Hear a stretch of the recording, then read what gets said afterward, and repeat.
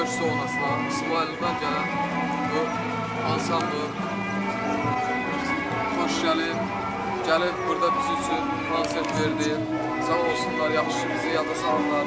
Belə yaxşı adamlar var, bizi yada salırlar səngərlərdə. Neçə vaxtlardır biz bu erməni yaralılarla, erməni quldurlarla, qəsbkarlarla mübarizə aparırıq. Bu bizə böyük bir dayaqdır ki, məsələn, gəlib bizim burada biraz köylümüzü almaq biz üçün böyük mənəvi dayaqdır. Sağ olsunlar, bizi yada salıblar, gəliblər bura.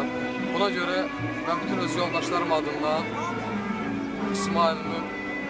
İsmail'dan gəlmiş bu mədəniyyət işçilərinə öz dərin minnətdarlığımı bildirirəm.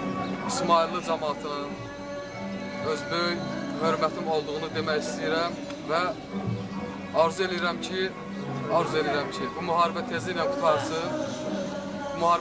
qutarsın. Və biz də öz bu İsmail'dən olan dostlarımızla bir yerdə gedək İsmail'da qəşəng oturaq Talısında, Lahıcda, içək vətənimizin görməli yerlərin heç olmasa biz də görək.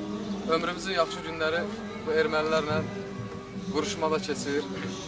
Allah eləsin, gələn bu vaxtda ki bu müharibə qutarsın, hamı geçsin öz evinə eşiyinə.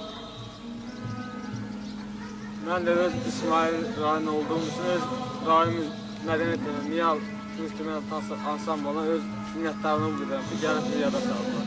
Bu öz rayonumuza halqışı salamlar göndərir.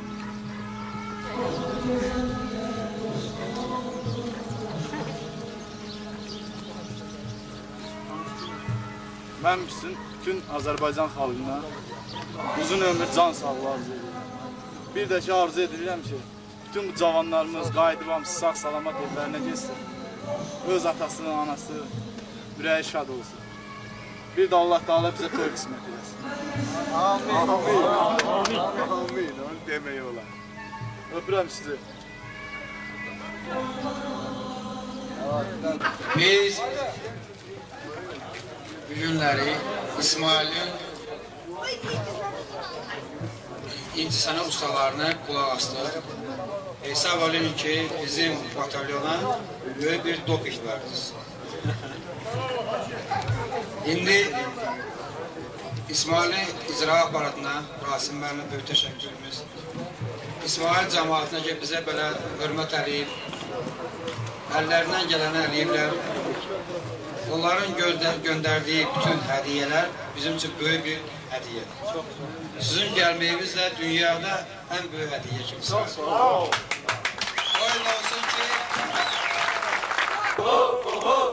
Necədir sənin üçün? Bir yerdə oturmuşduq yan yana, can vururduk bana müstəccana. Qambat üçün biraz dedim meyxana. Dedi qarışov, necədir sənin üçün? Oho, necədir sənin üçün?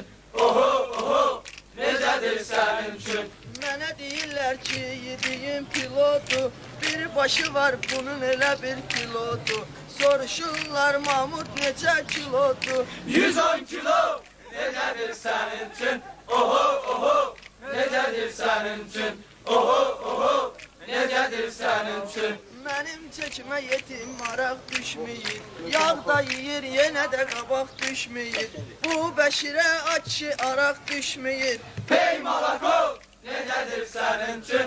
Oho, necədir sənin üçün? Oho, necədir sənin üçün? Sənə yeməyə mən alaram pirojna, ədişlə olcinən sən astarojna. Siz uşaqsız gedin yiyin marojna. Hafez Kimov, necədir sənin üçün? Oho, necədir sənin üçün?